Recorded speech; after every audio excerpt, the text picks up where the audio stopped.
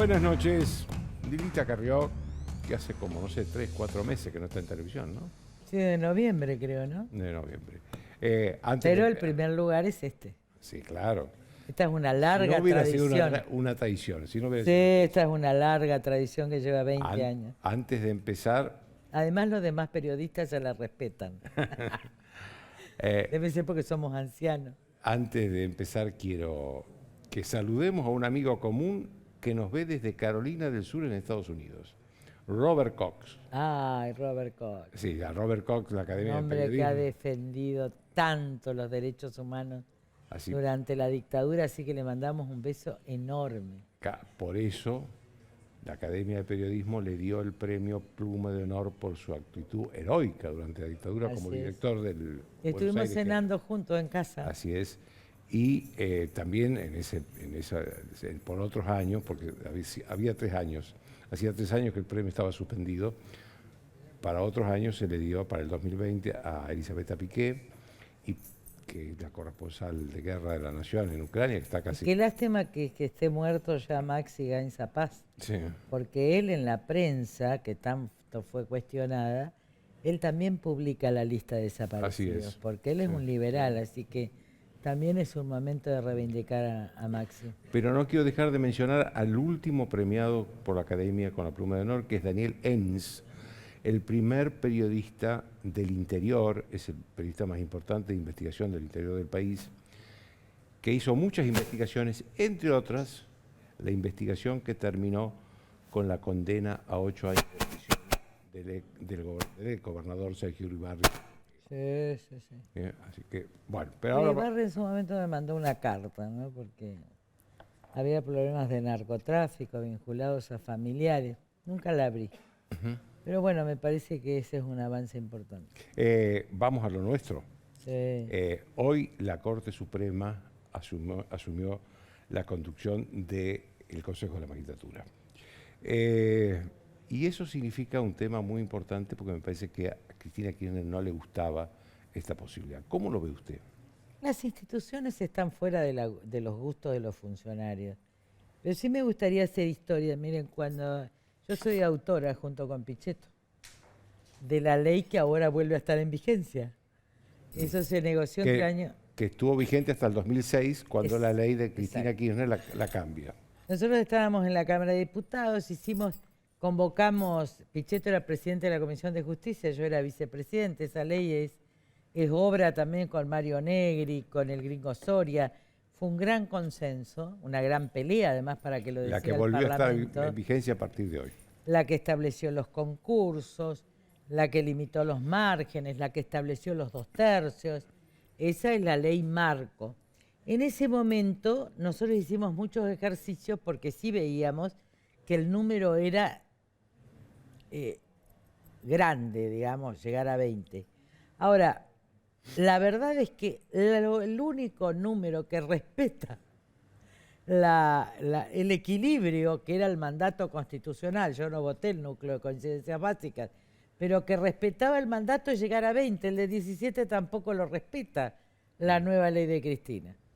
Y a nosotros en ese momento hubo una discusión, y a mí me parecía muy importante que el presidente de la Corte como cabeza del Poder Judicial, con un órgano híbrido que se incorporaba al sistema republicano al estilo americano, tuviera una presidencia por parte del presidente de la Corte de turno. Y eso que el presidente de la Corte era menemista, pero no se legisla para un momento especial, se legisla para la historia. Así que para nosotros que llevamos a cabo eso es una reivindicación muy importante, decir, bueno, los que fuimos constituyentes, que después nos tocó redactar esto, finalmente, porque a mí me habían rechazado un recurso donde por falta de legitimación, a Marcela Rodríguez, donde yo discutíamos especialmente esto. Ahora, lo que yo no sabía, Lilita, era que esta ley que hoy volvió a estar en vigencia, por ella. No, y que es autoría suya, entre otros. Sí, soy la autora. Con Pichetto. Le declararon inconstitucional la ley de Cristina y Exacto, volvió a estar porque, vigente la claro, ley que es nuestra autoría. Mm. Es nuestra autoría porque nosotros hicimos mucho trabajo con los colegios de abogados, con los colegios de magistrados. Me acuerdo que estaba Baqué, en el presidente del colegio de abogados, ese gran juez de la corte. Bueno, hicimos audiencias enormes y hacíamos ejercicios para ver qué número respetaba la Constitución y llegamos a 20, no podíamos bajar ni a 17 ni a 18. Así que creo que lo que hace la Corte es correcto. Miren, si ustedes están regidos por una ley inconstitucional y no dictan otra nueva ley y no puede quedar un vacío institucional, ustedes tienen que regirse por, en definitiva, la ley constitucional. Y hay muchos precedentes, sobre todo en cortes americanas, sobre todo en materia impositiva, donde no se podía cobrar para atrás, porque si no iba a quebrar el Estado de California, creo que es un precedente, donde los tribunales asumen casi un carácter legislativo, es cierto, pero para cubrir la ausencia legislativa en ese momento. La nueva ley de Cristina no cubre eso, con lo cual de sancionarse esa ley, supongamos que salga está sancionada por y que el Senado, falta finalmente diputados, tenga pero no. prevalencia, va a volver a ser declarada inconstitucional. Y me parece un gran paso de que el presidente de la Corte, cualquiera sea, en este caso le tocó a Rosati, a quien conozco de los 22 años, le toque asumir la presidencia del Consejo de la Magistratura, que además, para que la sociedad entienda, Rosati es un gran jurista argentino de Santa Fe, pero que fue intendente de Santa Fe por el peronismo. Es cierto que yo propuse a Rosati, y sin verlo, porque la verdad que no hablamos, yo le propuse a Rosati justamente para lograr los 2/3 en el Senado. Como estaba Rosenkrantz, dije, hay que poner un hombre Que venga del peronismo. un jurista del peronismo que además sea decente. Y ese hombre fue Rosati, Ahora, ¿por qué Cristina no lo quiere a Rosati? porque Rosati es independiente, porque no va a pactar, porque no es Lorenzetti. El problema es la impunidad. Entonces, esta Corte, estos 3 miembros que están actualmente, no van a garantizar la impunidad. Y en obras públicas, que es nuestra vieja denuncia del 2008, va a ser condenada. Entonces yo creo que en el fondo lo que veo es mucho ruido en la Argentina, Sí, pero hay algo institucional además. pero Porque muchos avances. Ni el Congreso, ni el Senado, ni la Cámara de Diputados nombraron sus representantes Bueno, ante el Consejo de Pero, la Magistratura. bueno, ahí van a caer todos. Primero, Es el decir, ni acto, Cristina hoy ni la Massa. Corte ya revocó una medida cautelar que se alza contra el sistema institucional. Ya no es un error, es un alzamiento contra el El juez de orden Paraná, institucional. ¿Por Daniel qué? Alonso. Porque este Daniel Alonso, lo que se sabe es que la última instancia de un sistema republicano es el pronunciamiento de la Corte. Así es. Y es Este cosa es juzgada. Con esto cierra, salvo que eventualmente haya un tema de reparación frente a la Corte Interamericana, que nosotros también le dimos jerarquía que constitucional. son en tema de derechos humanos. En tema de derechos humanos. Entonces, ¿qué quiero decir? Acá cierra la instancia. Con lo cual, cerrada la instancia, hay una intencionalidad criminal en el juez. Lo que digo es que hay un delito doloso. Creo que mañana Juan Manuel López, que estaban preparando el juicio político, que ya lo derivó la Corte, lo que hay es un acto doloso que no se puede permitir. Yo recuerdo, Por parte del juez Daniel Alonso. por parte del juez Daniel Alonso, que le Que dicta se la alzó- medida cautelar que se para alzó. no designe. Que era lo que quería Cristina. En la época de la dictadura, un tío mío, Genaro Carrillo, era abogado de Timerman, ¿se acuerdan? Sí, sí. Bueno, llegó el fallo de la Corte de la dictadura y dijo, bueno, hay que dejarlo salir del país, tiene la opción de salir del país. El hombre había sido terriblemente torturado. Esa noche toda la Junta Militar debatió si obedecían o no, porque era una dictadura y no querían obedecer el fallo de la Corte, pero finalmente primó que lo obedezcan. Fíjense la envergadura que significa un acto de desobediencia, aunque se encubra de acto judicial, a un fallo de la Corte. Entonces este hombre está en un delito doloso, tiene que ser juzgado, ya lo vamos a impugnar en el Senado, pero antes o después, aunque lo designe Cristina, este hombre no va a ser juez y va a ir preso, porque es un acto doloso. ¿Usted cree Criminal. realmente que el Senado no le va? Porque este hombre hace esto porque tiene un ascenso a camarista general de se Santa Fe en trata el de Senado. eso, sí. ¿Usted cree que el Senado le va a dar acuerdo? Es posible con la mayoría justicialista. No Hay que tiene, ver pero cómo no es. tiene mayoría en Bueno, ese- si no tiene mayoría no le va a dar el Necesita acuerdo. el de Río Negro. Esperemos que estén todos sentados. Y si no, serán encubridores de esto el senador que le preste el acuerdo. Pero esto es un grave hecho institucional que parece que como es un juez, etcétera, ahora el presidente mira dónde nos tenemos que remitir para la desobediencia judicial. Cuando se discutió, a la época de la dictadura con Videla, respecto de Timerman.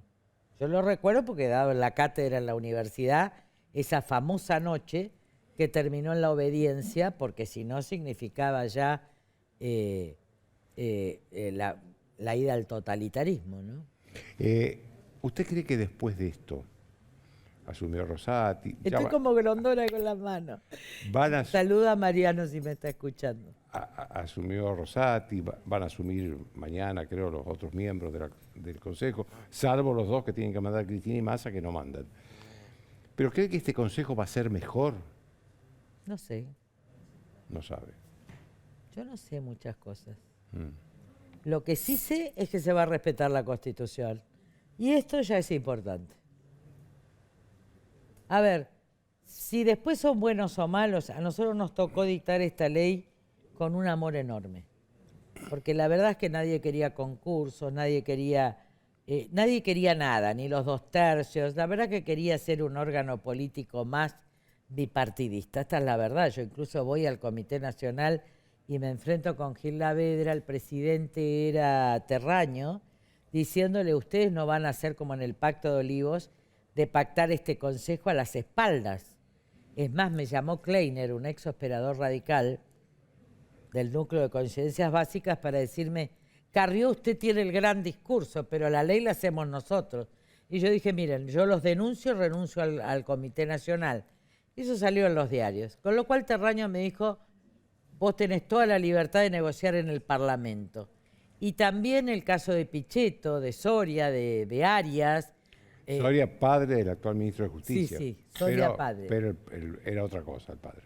Lo que pasa es que hubo un gran consenso, esto que a veces se ve de la grieta, había en nosotros un sentido constitucional. Ahora, cuando van a asumir los que nombran el Congreso, ya nos dimos cuenta que se iba a politizar, porque las instituciones que nacen tienen que tener hombres preclaros, tienen que tener hombres ejemplares, pusieron algunos corruptos. Pero de todas maneras, los 2/3 más los concursos, y ella avaló y votó. Esta ley que entró en vigencia hoy. Es más, ella estuvo en, creo, Sí, pero después la cambió ella. estuvo en la, miren, el Frepaso no había votado esta ley, esta que ahora entra a regir. Pero inmediatamente se arma la alianza, porque el segundo partido, que ahora le tocaría al radicalismo, lo introduzco yo para que entre el Frepaso, aunque el Frepaso no votó la ley en diputados. Pero a mí me parecía que esa tercera fuerza tenía que estar representada. Cuando va al Senado ya están todos. Está Graciela, está Terraño. Yo me acuerdo que cuando firmé el dictamen estaba sola. Después vino Mario Negri. Pero había que tomar una decisión y en ese caso yo como vicepresidenta la tomé y firmamos todos. Así que si ustedes leen la historia y van a la informe, yo defiendo la inclusión del Frepaso. Cuando esto pasa al Senado hay una conferencia de prensa, ya casi de la alianza, les diría, del 97, estoy tan vieja, del 97, y creo que está Cristina Kirchner, y si no está, vota. Ahí se armó la alianza, crean o no. Chacho, que había votado en contra, pasa a apoyar nuestro proyecto, es decir, todas las fuerzas políticas forman, salvo el menemismo, más cerrado, diría yo, pasa a apoyar. Fue el proyecto de mayor consenso, uno de los mayores consensos, así como fue de enorme consenso lo que logramos, y yo te tengo que agradecer públicamente a vos, quiero agradecer a este periodista porque a él le interesa la Argentina. Hemos hablado mucho durante enero y febrero para lograr que haya un solo artículo, que se autorice el financiamiento. Y el acuerdo con el fondo. El acuerdo con el fondo y que no caigamos al abismo. Y yo quiero decir, porque también a veces el periodismo solo critica, pero vos fuiste un actor muy importante. Incluso López Murphy, que compartía esta opinión con nosotros, después votó en contra. Pero finalmente, fíjate, que la norma que Joide estaba fuera para darle una salida a la Argentina, porque más allá de los partidos está la Argentina, hoy impide que estemos en una catástrofe de enormes proporciones, con guerra incluida, ¿no? Ahora, hablando ya de lo local, acá hay un problema que se manifestó también con ese acuerdo con el fondo, que es un problema de fondo y que hay una pelea furiosa entre el presidente y la vicepresidenta. ¿Qué significa eso para usted en términos institucionales y en términos de manejo del gobierno? En términos institucionales significa un golpe de hecho, golpe de facto, porque golpe de hecho, por eso se llama de facto. Golpe de facto es golpe de hecho, que es cuando un vicepresidente trata de destituir, de rebajar, de aniquilar el poder de la presidencia. Que hay varias, a ver, en la historia reciente hay muchos casos. El caso de Chacho es uno de ellos, que se retira y fragmenta. El caso de Cobos, que se quiere convertir en líder de la oposición también. Por eso la gente no entendía cómo yo lo combatía, porque un vicepresidente nunca puede ser presidente de la oposición. Ahora, lo que está haciendo ella es muy superior, porque lo que está haciendo ella, además en un papelón, en un escándalo frente a eurodiputados, que estamos todos... El mundo civilizado está defendiendo la democracia frente al horror de la dictadura que está masacrando Ucrania. Esta es la pelea de fondo. Entonces ella aparece como una autoritaria, como haciendo cómplice a eurodiputados de un golpe de Estado. Ahora, vamos al plano político. Miren, si nosotros fuéramos gobierno en este momento nos hubieran volteado. Si Juntos por el Cambio, es decir, si Macri hubiera ganado la reelección, lo hubieran volteado. Sí, nos hubieran volteado. Nos hubieran volteado por la pandemia, no nos hubieran votado ningún acuerdo con el fondo y nos hubieran llevado directamente a la dimisión de un gobierno, con toda la gente en la calle, etc. La gran diferencia que nosotros tenemos con ese pejotismo corrupto, golpista, que no son todos los peronistas, ¿no? Pero ese golpismo, es que nosotros no somos eso. En consecuencia, yo creo que, yo no hablo en Todos Juntos por el Cambio a esta altura, hablo solo como por Elisa Carrió. Al menos nosotros y la coalición sí vamos a hacer garantía de que este gobierno termine su mandato. ¿Qué quiero decir? ¿Usted cree que hay intención en la vicepresidenta de que el presidente no termine el mandato? Que termine en un desastre donde pueda ella polarizar con Milei. Que son dos extremos que finalmente no conducen al país a un orden constitucional, republicano, democrático, y con un riesgo adicional, que ya empezó la Tercera Guerra Mundial, obviamente híbrida, pero empezó la Tercera Guerra Mundial. En Ucrania. No, empezó la Tercera Guerra Mundial. Está claro, porque el mundo es el mundo. Entonces, lo que está haciendo desde Crimea, Chechenia, Crimea, tomando la región de Donbass, que para que la gente entienda es donde se siembra el trigo, es donde se produjo el holodomor. Sí, es una región que pertenece a Ucrania. Y van, y además Putin va no solo por eso, Mariópolis, sino que su destino es Odessa. Cerrarle el mar a Ucrania. Ahora, esto no queda acá. Esto empezó. Puede durar 5 años, puede parar, la posibilidad de las armas. Putin no va a parar. Putin no va a parar. Esto tiene consecuencias enormes para Europa, consecuencias enormes para los alimentos en el mundo, va a haber países Lo que van estamos viendo. a padecer hambre. Padecer hambre no es que vamos a tener alto el precio del trigo en la Argentina, es que hay 400 millones de personas que no van a tener trigo si Ucrania no puede sacar. Y también sube el precio de la energía. Está ¿no? claro, y sube el precio de la energía. Esto lo está viviendo el mundo. Pero a eso se le asuman los desajustes estructurales, déficit fiscal, falta de dólares Nuestro, y de acá. falta de crecimiento. Con lo cual, la situación es muy difícil. ¿Y qué nos puede hacer transitar esta situación tan difícil? Primero, con una geopolítica muy clara. Hay que jugar dice Marcelo T. Alvear, decía, en momentos de crisis mundiales hay que jugar con los países democráticos. Esta es una definición, yo se la comentaba a Jorge Argüello, embajador, de Marcelo T. Alvear en la convención del 44, que perdió, cuando el resto del radicalismo Martín Güemes quiere permanecer central. Acá no hay ni. Acá hay por la democracia, por el humanismo, en contra de las dictaduras y en contra de los genocidios que se están estableciendo, porque la destrucción de ciudades enteras y de personas enteras no se trata de una guerra, se trata de algo más. ¿Y usted cree que la Argentina está hoy en esa opción? Mire, ¿O es república y democracia exacto. o es dictadura? Por eso es importante que Alberto Fernández y algunas personas de su confianza se mantengan en esa línea, que es sinuosa. ¿Por qué? Porque Cristina es socia de Putin. De modo tal que sí puede haber un intento de que ella asuma la presidencia, si esta guerra avanza, para que Argentina se asocia de lo que hoy se puede tratar de la presencia del mal radical en la historia. Bueno, Cristina de Kirchner Hitler. nunca nombró a Putin ni a Rusia. No solo que no nombró, sino que es muy amiga, sino que su discurso está dirigido a convalidar lo que yo distingo entre el pueblo ruso y Putin.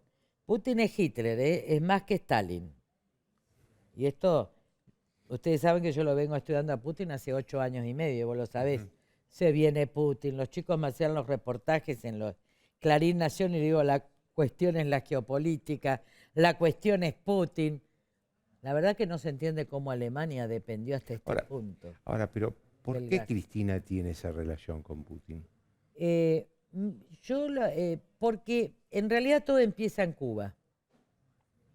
En un momento en que Castro está muy enfermo, se encuentran, ¿se acuerdan ustedes? Cristina, Chávez, que está enfermo también, y Cristina. Y ellos le dicen, bueno, vos sos la heredera de esta revolución. La heredera como liderazgo latinoamericano. Como liderazgo latinoamericano, como ella es una especie del Che. Bueno, esto es todo muy, muy absurdo, pero es así.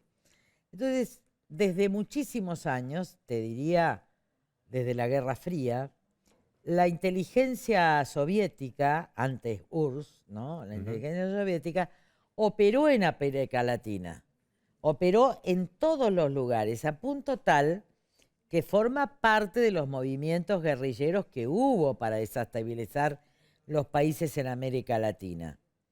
¿Por qué digo esto? Porque Rusia, a partir de Bahía de los Cochinos, etcétera, tiene una política. El único presidente argentino estadista que fue Frondizi dijo, mire, incorporemos a Cuba al Club de las Américas, ¿cómo se llama? Al Consejo de las Américas, porque si ustedes dejan a Cuba fuera, Rusia va a penetrar. Entonces, a partir de esta configuración que se da en Cuba, que se está dando en Nicaragua, que se está dando en Venezuela, está claro que Putin, a ver, las potencias pelean de frente y pelean lateralmente. Siria, ¿está? Finalmente, Putin terminó convalidando al Assad y a una matanza con guerra biológica. Por ejemplo, el conflicto entre Armenia y ¿cómo es? Sí, Yeviertán, algo así, exacto, donde en realidad ahí intervino Putin. Ahora, ellos hacen guerras laterales entre ellos y Putin lo que va a hacer ahora, para que todo el mundo entienda, seguramente puede haber un retroceso. Yo creo que no, porque es psicópata, perfecto. No puede parar y está humillado, sobre todo después del buque insignia. Pero bueno, vamos a tener un proceso de 5 años de guerra civil. Hoy las instituciones internacionales no pueden funcionar, el grupo de los 20, de los 7. Es una guerra, una guerra mundial híbrida, pero ya está, es con otras tecnologías. Ahora, lo que van a hacer es que así como Putin siente que le han tocado Ucrania y que nadie se tenía que meter en Ucrania, Putin cree que se va a meter en América Latina y el Caribe porque es lo que geopolíticamente correspondería a Estados Unidos. Entonces nosotros vamos a tener un coletazo muy importante de esta guerra mundial. Ahora, ¿cuál es la ventaja de Argentina? Que somos proveedores de alimentos. ¿Cuál sería el mayor error del gobierno? Pero que no se lo va a permitir, no se lo va a permitir el campo, no se lo vamos a permitir nosotros, aumentar retenciones. Acá yo estuve trabajando el tema del trigo porque va a ser un tema central, porque el trigo va a valer más, todos los commodities alimentarios, no la soja, pero alimentario, incluido la soja porque alimenta animales, van a tener un pico. Entonces, lo que nosotros tenemos que hacer en medio de esta guerra mundial es quitar la cadena impositiva total, en eso estamos trabajando, de todo lo que tenga que ver con esos insumos que se exportan. ¿Para qué? Para que sacado todos los impuestos, porque igual a lo que pagás le estás poniendo un 40% de impuesto. Ahora, si yo al trigo que compro, o al fideo que compro, o al pan que compro le estoy sacando los impuestos, yo exporto a niveles internacionales, esto me trae dólares y al mismo tiempo rebajo el precio en los niveles locales. Yo quiero preguntarle también por Juntos por el Cambio, pero tenemos que ir a una pequeña pausa y seguimos. Una pausa.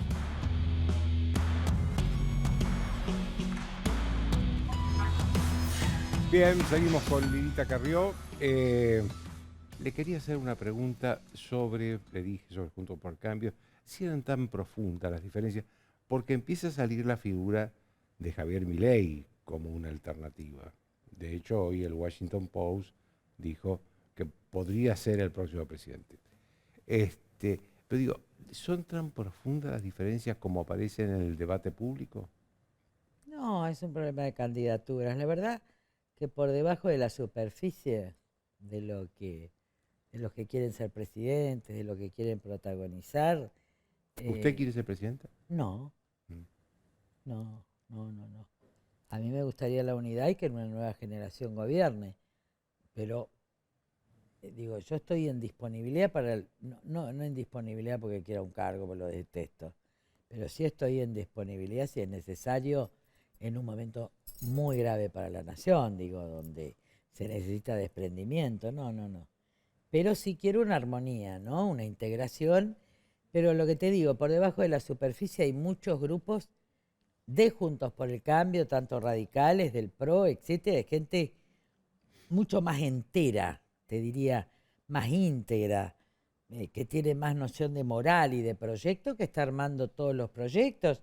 Hoy estuve hablando con Mario Quintana, porque yo hace muchos años tengo la idea del Estado federado para los ingresos ciudadanos, que incluso lo discutíamos con Caferata Nores hace 20 años. Están trabajando muy bien los equipos y se están intercambiando. Hay equipos trabajando, cualquiera sea el presidente, con gente muy valiosa. Sí, miren, yo no veo, lo que creo es que hay una desesperación electoralista donde todo el mundo quiere ganar este año. Y este año no es la elección, este año es la inflación y la guerra. En consecuencia, esto sí le voy a decir al pueblo de la nación. Si puedo hablarle a una cámara ahí, si me mira, acá. Yo quiero que se quede tranquilo. Que la situación es muy difícil.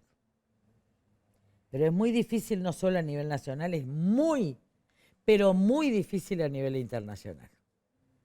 Que acá va a haber hambre. Acá podemos mitigar el hambre. En otros países ya se está viviendo en África, etcétera, no se va a mitigar el hambre. Lo está diciendo las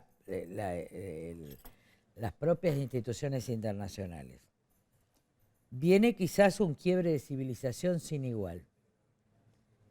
Y la gente tiene desasosiego, confusión, esperanza y bronca. Es un momento de mirar el mundo desde la humanidad, no de mirar la Argentina de esto. Todo lo que le corresponda, todo lo que, esa pavada que dice Alberto Fernández, no le hagan caso. Acá hay un parlamento que va a sostener la democracia, un parlamento con dirigentes políticos de distintos partidos, pero básicamente Juntos por el Cambio y sector del peronismo, van a sostener la democracia que le permite a Milei hablar, porque él ataca a la casta política que en definitiva le permite estar. Porque si yo no hubiera luchado por la república, por las libertades, por la transparencia, él no estaría sentado en una banca, es así de simple. Pero le permite estar, porque esta es la ventaja de la democracia, que puede estar la izquierda, que puede estar la derecha. La segunda cuestión, es cierto que los sueldos no alcanzan, pero hay que estudiar medidas, nosotros las estamos estudiando muy profundamente, yo personalmente estoy estudiando toda una reforma tributaria y ver de qué modo en estos 5 años de altos commodities nosotros podemos bajar el precio de alimentos básicos para que la Argentina... Y lo otro lo tendrá que hacer el gobierno.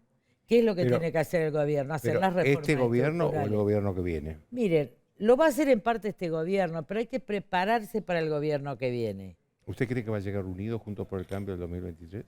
Miren, yo creo que las coaliciones son cambiantes. De hecho, yo hice varias coaliciones. Pero no creo que se afecte sustancialmente, pero va a haber coaliciones distintas. ¿Qué quiero decir? Vamos a asistir a cambios muy radicales en el mundo y en la Argentina. Entonces, hoy hay muchos fuegos de artificio y hay que dejarlo que brillen. A ver, cuando uno está con algunas personas que tienen el fuego de artificio y que dan luces y que atraen, hay que insistir para que se muestren. Si ese debate... ¿Está hablando de Milei? Por ejemplo... ¿O está hablando de gente de Juntos por el Cambio? Milei está muy bien coacheado, así que dice lo que la sociedad quiere escuchar y sobre todo los jóvenes, que no tienen un problema de experiencia, de conocimiento. Él les dice, lo que no les dice el desastre que va a quedar en el medio de millones de personas. Pero no importa, ese debate lo tiene que dar él con las nuevas generaciones. También hay otros protagonistas que están como, yo los vi, y se me hace que estamos 3 meses antes de las elecciones presidenciales, pero la verdad es que no son ahora. Y voy a contar con esto una anécdota. Cuando vino el 2001, la persona con 40% de intención de voto en diciembre a presidente era yo. A tal punto que los más conservadores, analistas conservadores, decían, qué horror, esta gorda, ¿no? Desprolija, etcétera, puede ser presidente. Y no lo fui porque sufrí el desgaste de ese año, también no estaba preparada, así que agradezco a Dios, pero lo cierto es que salió del pacto dual de Kirchner, el caso de Kirchner. Pero me ofrecieron la presidencia en acuerdos corporativos y yo dije que no. ¿Qué quiero decir? Si ustedes ven en ese año, salía López Murphy, que parecía que iba a ser presidente, y al otro año, después de la elección, no existió. Ahora recién va a obtener una banca. Entonces, mi perspectiva, mi vista de lejos, es que hay que dejar que todo decante este año. Yo la escucho a Cristina y me río, hay que dejar pasar. No hay que darle tanta entidad a la coyuntura de la pelea política, de la crisis. No, hay que darle entidad a la perspectiva mundial, del humanismo, de la guerra. ¿Usted cree que todos estos candidatos que hoy andan por todos lados... no van a estar el año que viene? ¿No van a estar el año que viene? No, yo creo que los candidatas o candidatos que no se sepan cuidar ahora no resisten lo próximo. Y que en realidad la emergencia de candidaturas, por eso es muy bueno los programas de gobierno de Juntos por el Cambio, recién se van a saber orillando, yo les diría marzo, abril, mayo, porque esta es la experiencia... Del año que viene. Del año que viene, sí. Y todo ahora es desgaste. Todo ahora es desgaste. Tampoco sirve ahora el ni. ¿Qué quiero decir? Hay candidatos a presidente que no opinan de la deuda. Estoy hablando de Horacio, por ejemplo, ¿no? Y lo quiero. Horacio Rodríguez Larreta. Sí. que no se juegan, que no están en la calle, que no estuvieron, yo ahora estuve en Corrientes para ver las medidas nacionales, porque resulta que el Banco Nación no le dio los créditos, le pedía la hipoteca de los campos en la zona de sequía de Corrientes. Por ejemplo, no eximieron de los impuestos. Claro, nos olvidamos que Corrientes sufrió una situación Bueno, yo volví para climatológica estar con muy los mala, productores, muy con mala. los madereros, traigo todo anotadito. Hay que eximir de esos impuestos, porque si no el diferimiento impositivo le llega, y además no solo fue el incendio, es la sequía que produce menos producción, con lo cual va a levantar el precio. En consecuencia, hay muy difícil recuperación, de modo tal la tierra es maravillosa, porque ya se ve creciendo, por ejemplo, la zona de Mercedes, Curuzú, ya se va creciendo el pasto. Yo recorrí todo, estuve también en Formosa, con las mujeres que lucharon contra Infram. Yo les diría una cosa, yo sé lo difícil que es, pero hay dos actitudes ante la vida. O decir que todo está mal y que nunca vamos a salir y que Argentina es un país inviable, o seguir luchando por esa viabilidad. A nosotros nos costó, y te incluyo porque nos costó a periodistas, políticos, intelectuales, juristas, pelear para que la idea de república se establezca, para que la idea de derechos humanos para todos, no para algunos, se establezca, que la división de poderes se establezca, y a duras penas la estamos logrando, porque esto de la Corte ahora, cómo se enfrenta, lo estamos logrando. Nos costó una vida.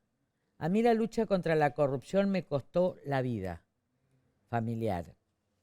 Por eso estuve estos 3 meses reconstruyendo y sanando mi propia familia, mis propios amigos, y me hizo muy bien no estar para mirar en perspectiva. Yo vengo de algunos países donde la inflación, en países que nunca tuvieron, es del 15%. Anual.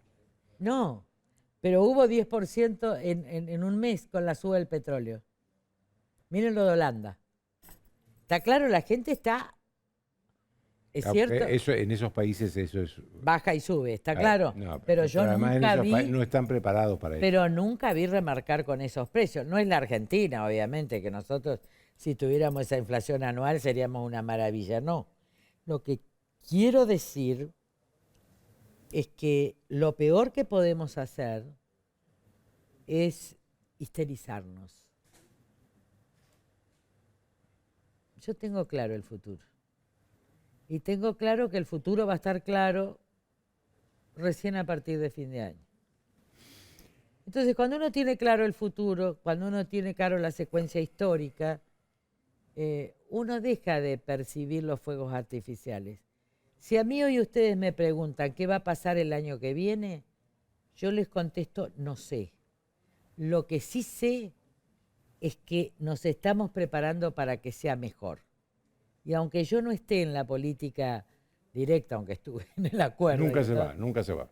nunca voy a dejar de luchar y nunca voy a dejar de ser responsable. Es cierto, voy a recorrer el país porque la coalición cívica merece crecer, porque ha pagado el precio de la lucha contra la corrupción, por la lucha por los valores de la República, cuando no estaba ni el PRO, ni el radicalismo, ni Milei, ni nadie.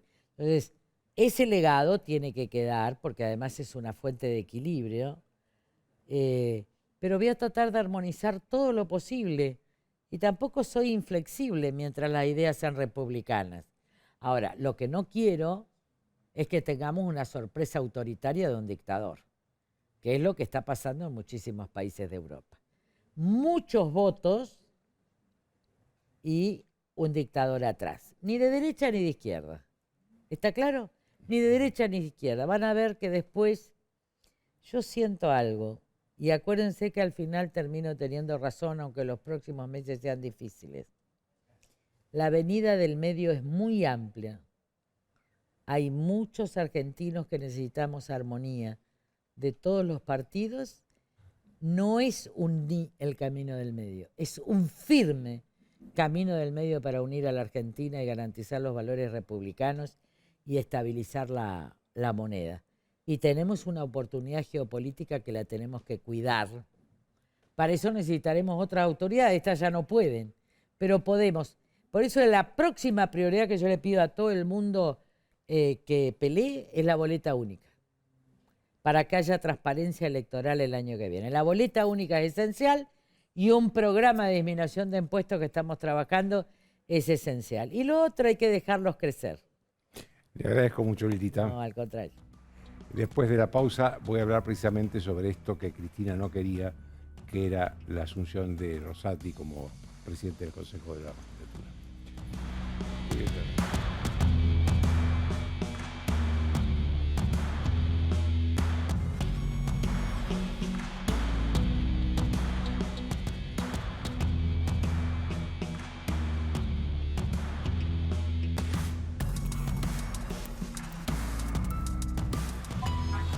Hoy pasó algo importantísimo en la vida institucional del país, que fue que la Corte Suprema, como hablábamos con Lilita recién, asumió la conducción del Consejo de la Magistratura, que es el órgano que designa a los jueces, que destituye a los jueces cuando se desempeñan mal y que administra los recursos financieros de la justicia.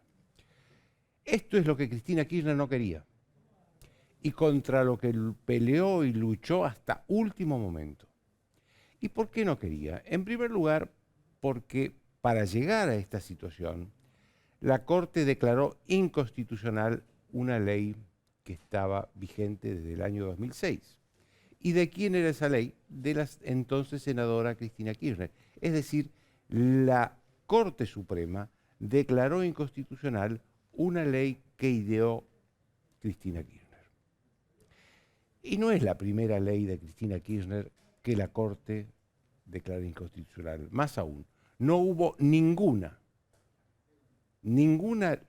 idea o ley de Cristina Kirchner sobre la justicia que haya pasado el examen de constitucionalidad en la Corte Suprema. Llama la atención que una abogada exitosa, como ella misma se califica, no haya tenido una sola idea constitucional sobre la justicia, porque todas fueron consideradas inconstitucionales por la Corte Suprema. La Corte hoy también declaró nulo lo que decidió el juez federal de Santa Fe, de Paraná, Daniel Alonso, que fue un zafarrancho jurídico sin nombre. Este juez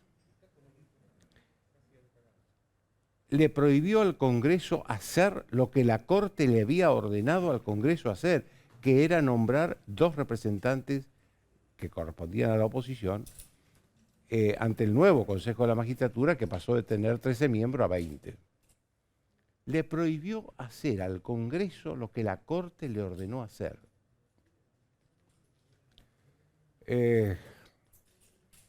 La verdad que este juez, que además está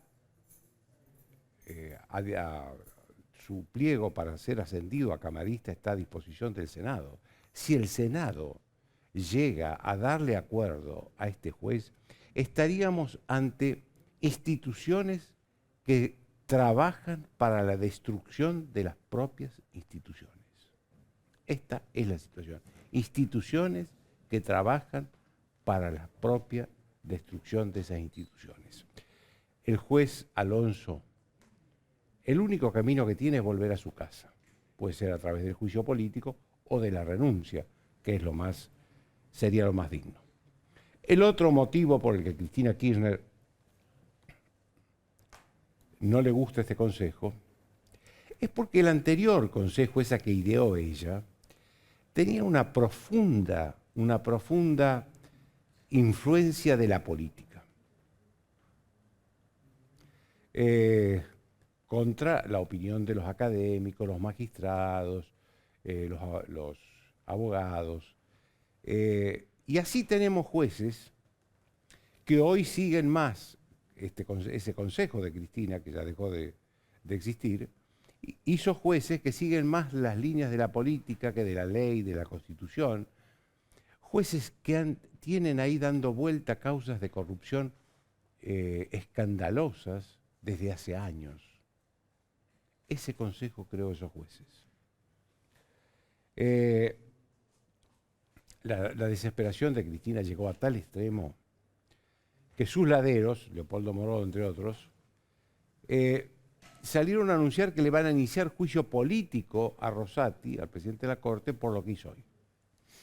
Hay algo peor que este anuncio, porque el juicio político a un miembro de la Corte necesita por lo menos los 2/3 de cada una de las cámaras del Congreso.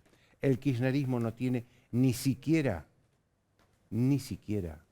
la mayoría simple en ninguna de las dos cámaras. Están amenazando con balas de cevita. Cristina llegó inclusive en este propósito de sacar a la Corte y de voltear a la Corte, si es posible, a echar a la que fue ministra de Justicia, Marcela Rosardo, una mujer respetada en los sectores judiciales, para nombrar al actual ministro de Justicia, Martín Soria, y el viceministro es Juan Martín Mena, que es un hombre que fue funcionario de los servicios de inteligencia cuando Cristina Kirchner era presidenta. ¿Qué lograron? Nada. La Corte hizo lo que correspondía, que significa en los hechos, aunque la Corte no se lo haya propuesto, tirar abajo la estrategia de Cristina Kirchner. Que la estrategia consistía en manejar ese Consejo de la Magistratura para nombrar no todas las vacantes en la justicia que hay, sino 5 vacantes claves en la justicia federal. 2 camaristas, 3 jueces federales.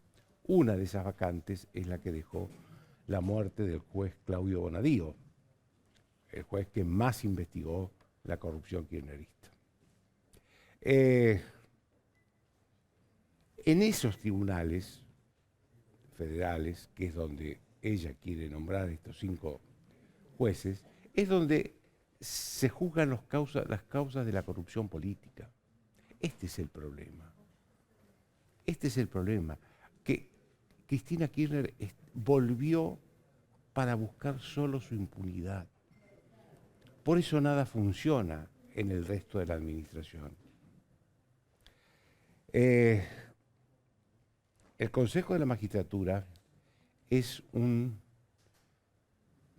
órgano fundamental del Poder Judicial. Como les decía, nombra jueces, echa jueces, administra los recursos. Y Cristina, en su proyecto anterior, que perdió vigencia ya, partió por la mitad al Poder Judicial, porque le echó a la Corte Suprema ese Consejo de la Magistratura. Hoy se reconstruyó la normalidad cuando la Corte volvió al Consejo de la Magistratura.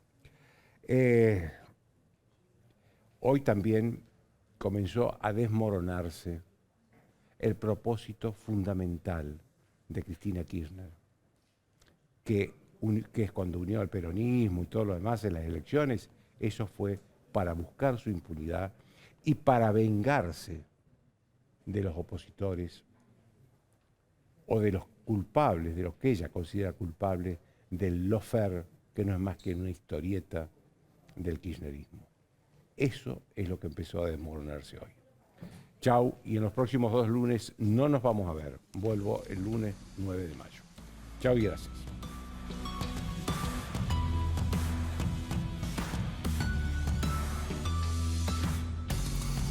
Desde el llano